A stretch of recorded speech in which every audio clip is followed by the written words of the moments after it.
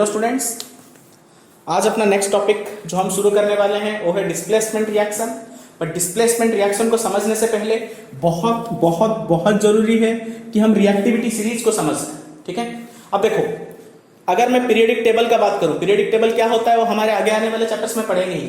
बस ये जान लो कि हमारे जितने भी एलिमेंट्स हैं उनको मैंने एक टेबल में रख रखा है, उसको कहते हैं पीरियोडिक टेबल। ठीक है, तो जितने भी हमारे केमिकल एलिमेंट्स होते हैं तो कोई थोड़ा ज्यादा रिएक्ट करता है, कोई थोड़ा कम रिएक्ट करता है। ठीक है, तो जो रिएक्शन करने का किसमें कितना दम है, ठीक है, उस किससे जज करते हैं उसको, ठीक है, उसको जज करते हैं रिएक्टिविटी सीरीज से। इज इट क्लियर और नॉट? ठीक है, हमारे सिलेबस के हिसाब से the reactivity series which we are studying is limited only to some metals, okay, but in actual it consists of so many other elements and compounds also, okay, about which you will learn in class 11th and 12th, but for now we are limited to few examples only or few elements only. ठीक है, तो हम कुछ metals के बारे में बात करेंगे रिएक्टिविटी सीरीज में। तो सबसे पहले ये समझ लो कि रिएक्टिविटी सीरीज क्या होता है। It depicts the relative order of reactivity of metals. समझ में आ रहा है? ठीक है, ये क्या करता है, रिलेटिव ऑर्डर बताता है रिएक्टिविटी ऑफ मेटल्स का। ठीक है, अब याद करना पड़ेगा इसको, anyhow you have to mug it up. ठीक है, कैसे याद करोगे? सीधी सीधी बात है। ठीक है, एक लड़का होता है, उसकी एक क्या बोलते हैं, एक फ्रेंड होती है, ठीक है, वो हमेशा उसको जेब्रा चिढ़ाती रहती है, तो क्या बोलता है, समझ, ठीक है, कि please stop calling me a zebra. बहुत सिंपल सा चीज है, please stop calling me a zebra, instead learn how cool smart guys are. ठीक है, वो खुद को बहुत कूल समझता है, ओके, क्यों, बहुत स्मार्ट है, तो क्या बोलता है, please stop calling me a zebra, instead learn how cool smart guys are. कहानी खत्म होता है यहां पे, अब समझ लो। प्लीज से आया पी, पोटासियम, एस से आया, स्टॉप से आया S, sodium, calling C A calcium, M से मैग्नीशियम, ए से एल्यूमिनियम, जेड से जिंक, ओके, इंस्टेड से iron, I, L lead, H से हाइड्रोजन, कॉपर, सिल्वर, गोल्ड। ठीक है, अब ये देखो इसके सिंबल के हिसाब से, ठीक है, potassium, sodium, calcium, magnesium, aluminium, zinc, iron, lead, hydrogen, copper, silver and gold. ठीक है, तो ऐसे याद रख लो या ऐसे याद रख लो, बट मेरे हिसाब से ये बेटर तरीका है याद रखने का। बहुत सिंपल सा, please stop calling me a zebra, instead learn how cool smart guys are. ठीक है, इतना अगर क्या बोलते हैं याद कर लिया तो ऑटोमेटिकली याद हो जाएगा।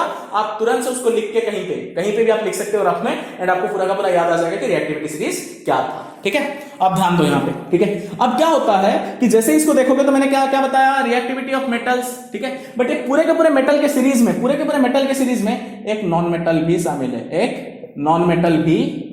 है, ठीक है, ये नॉन मेटल क्यों होता है इसके बारे में तो और अच्छे से समझेंगे हम मेटल्स नॉन मेटल चैप्टर में, बट फिलहाल के लिए बाकी सारे मेटल्स हैं, अकेला नॉन मेटल है। ये नॉन मेटल को मैंने इसमें क्यों इंक्लूड किया, अभी आगे जब मैं डिस्प्लेसमेंट रिएक्शन का बात करूंगा वहां पे इसको समझाऊंगा। ठीक है, ये एक पॉइंट है। दूसरा, इसका एप्लीकेशन कहां पे करना है। ठीक है, तो हमारा एप्लीकेशन जो है वो ये होता है, द मोर रिएक्टिव मेटल, ठीक है, the more reactive metal displaces the less reactive metal. ठीक है, the more reactive metal displaces the less reactive metal from its compound. ठीक है, और डिस्प्लेस कर देता है। डिस्प्लेस का मतलब समझो, ठीक है, यहां पे मान लो कि दो ब्लॉक्स रखे हुए हैं, इज इट क्लियर और नॉट? ठीक है, और एक ये बड़ा वाला ब्लॉक आता है। ठीक है, अभी क्या करता है, ये आके यहाँ पे चिपक जाता है, ये यहाँ से लीव कर जाता है, तो क्या हो जाएगा, ठीक है, अभी बड़े ब्लॉक के साथ ये जो हिस्सा है ये अटैच हो गया, एंड ये वाला हिस्सा है ये लीव कर गया।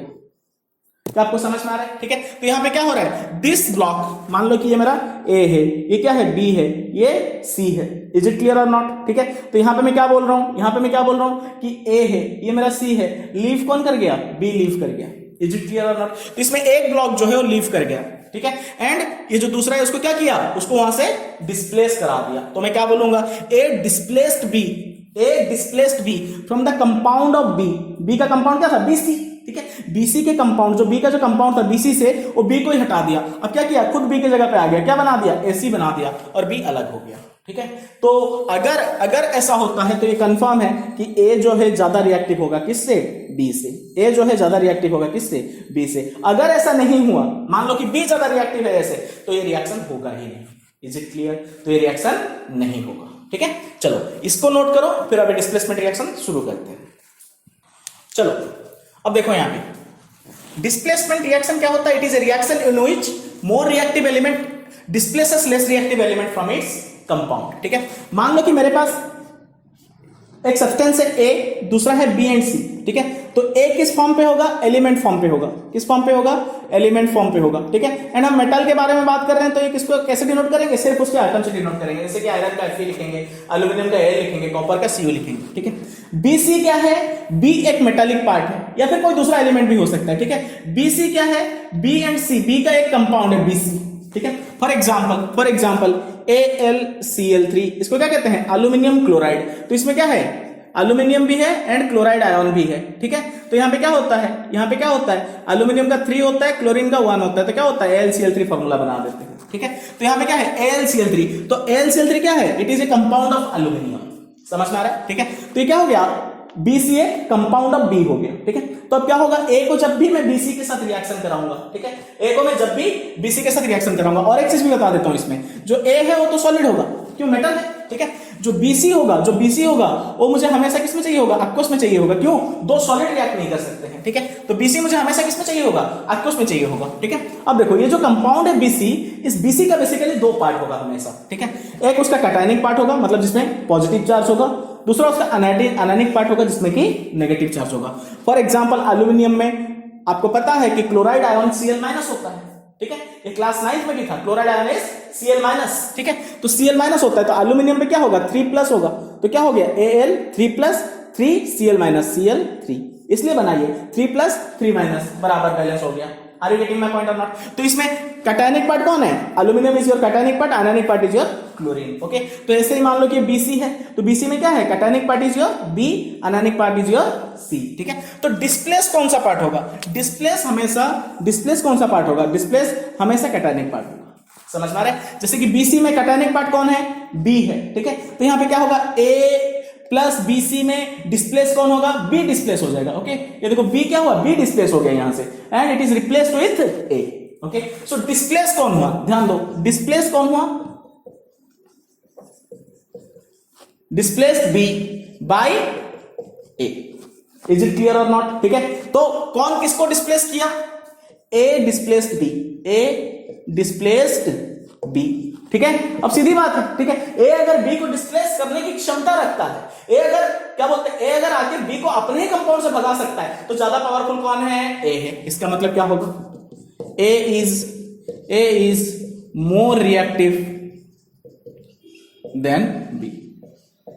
ए is more reactive than B. अगर ऐसा नहीं है, अगर ए बी से ज्यादा रिएक्टिव नहीं है, तो ये रिएक्शन नहीं हो सकता। अभी एक एग्जांपल से देखते हैं।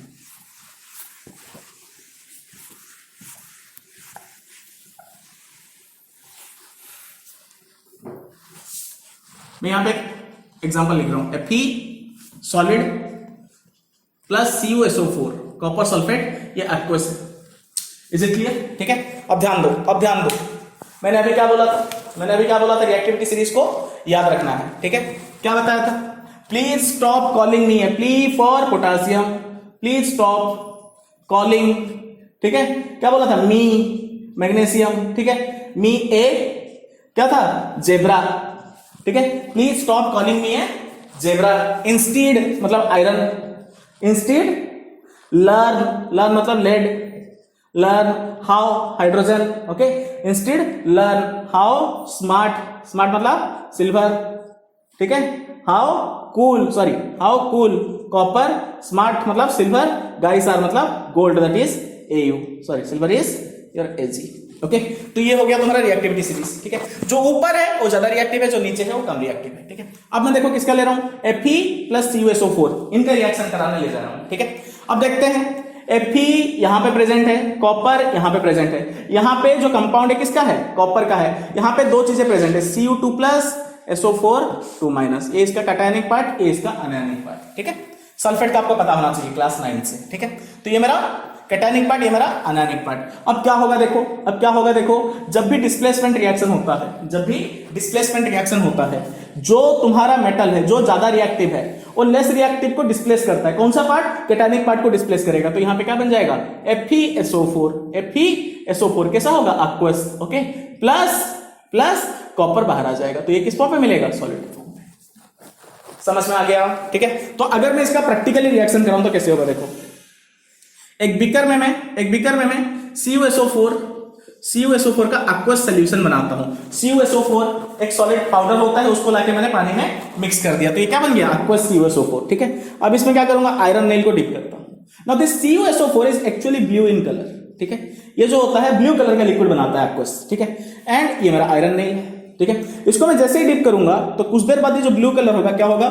Blue colour fades, blue colour धीरे धीरे फेड हो जाएगा। ठीक है, क्यों ब्लू कलर फेड होने के पीछे क्या कारण है? क्योंकि CuSO4 जो CuSO4 है अब वो खत्म होते जा रहा है। CuSO4 is turning into FeSO4।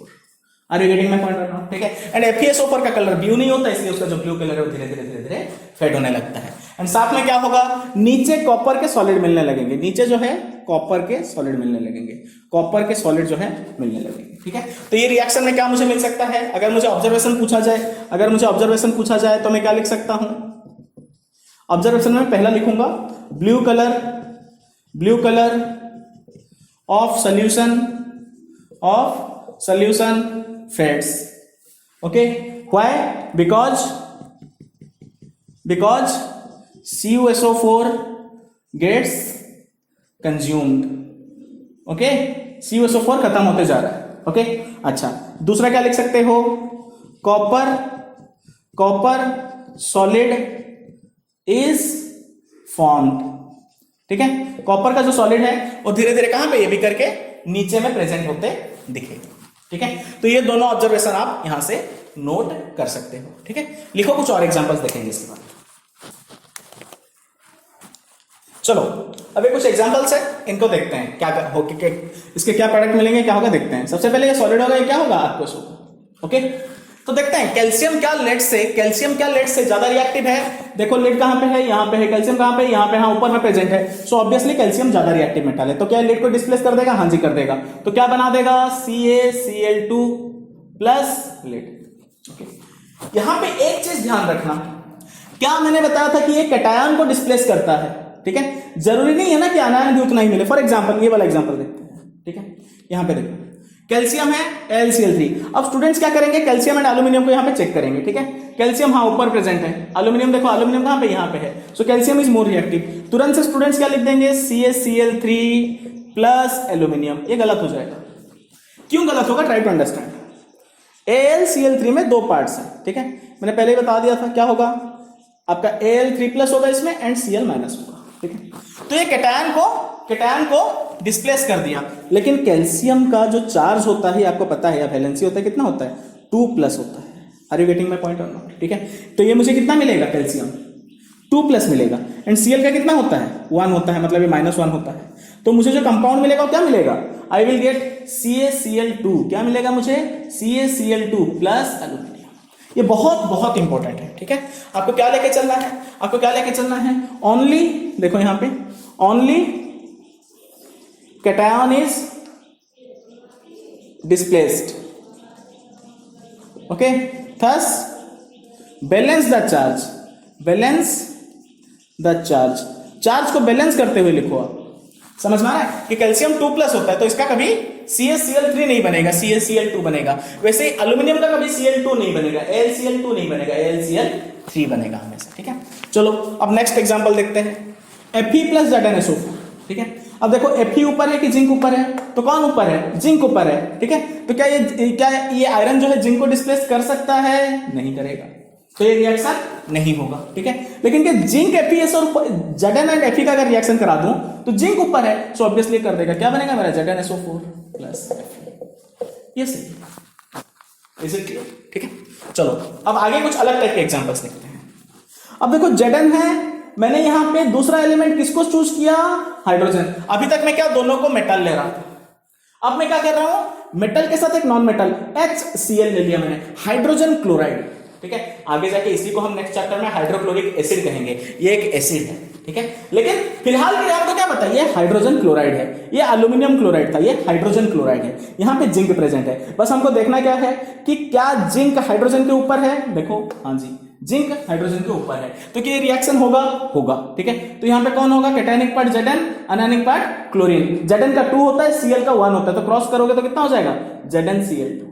Is it clear और नॉट? ठीक है, प्लस प्लस हाइड्रोजन अलग से निकलेगा, ठीक है, बट ध्यान रहे हाइड्रोजन कभी अकेला आटम बन के तो निकलेगा नहीं, तो क्या बनेगा? H2 बनेगा। बैलेंस कर देना सारे क्वेश्चन का, जो भी तुम्हारा रिएक्शन आएगा उसको बैलेंस करते चलना, ठीक है। चलो अब मैं क्या करता हूं, सिल्वर को HCl के साथ रिएक्शन कराता हूं, ठीक है। तो सिल्वर क्या है? हाइड्रोजन के नीचे प्रेजेंट है, तो ये क्या है रिएक्शन होगा? बिल्कुल नहीं होगा। समझ में आ गया होगा, ठीक है। तो दो चीजें याद रखना, पहला कि रिएक्टिविटी सीरीज में जो ऊपर है वही नीचे वाले को डिस्प्लेस कर सकता है, not the other way around. अगर उल्टा बोल दोगे तो नहीं होगा, पहला चीज। दूसरा चीज कि सिर्फ कैटायनिक पार्ट डिस्प्लेस होगा, तो जब नया वाला पार्ट के साथ लिखोगे ना तो एक बार वापस से बैलेंस करना पड़ेगा। किसको? जैसे कि एल्यूमिनियम क्लोराइड बोलते हैं तो एल्यूमिनियम का 3+ होता है, क्लोरीन का -1 होता है, तो फॉर्मूला क्या हो जाता है? क्रॉस मल्टीप्लिकेशन करके AlCl3। वैसे ही किसको बैलेंस करना पड़ेगा? चार्ज को बैलेंस करना पड़ेगा, ओके, और एल्स टोटल आंसर गलत हो जाएगा। Is it clear? दो चीजें फिर से बोल रहा हूं, इसको याद कर लो, ऑटोमेटिकली डिस्प्लेसमेंट रिएक्शन के आंसर लिखने के काबिल हो जाओगे, ठीक है। एंड जो डिस्प्लेसमेंट रिएक्शन के क्वेश्चंस आएंगे, ठीक है, उसमें भी सिर्फ रिएक्टिविटी सीरीज को ध्यान में रखना है एंड चार्ज को बैलेंस करना है। यहाँ पे जो भी कंपाउंड बनेगा, कंपाउंड में सिर्फ कैटायनिक पार्ट को डिस्प्लेस करके एक बार फिर से रीअरेंज करके लिखना, ठीक है, नहीं तो गलत हो जाएगा। ओके चलो, तो यहाँ पे हमारा डिस्प्लेसमेंट रिएक्शन खत्म होता है। नेक्स्ट क्लास में हम डबल डिस्प्लेसमेंट रिएक्शन को देखेंगे। ओके, सो आई होप कि ये वीडियो पूरा का पूरा समझ में आया होगा। ओके, सो इसके जितने भी क्वेश्चन है साथ में आप एनसीईआरटी के इंटेक्स्ट या एनसीईआरटी में जो भी क्वेश्चन है इसके लगाते चलो। ओके चलो, अगर वीडियो अच्छा लगा हो तो लाइक, नहीं तो dislike, okay, but do subscribe. Thank you.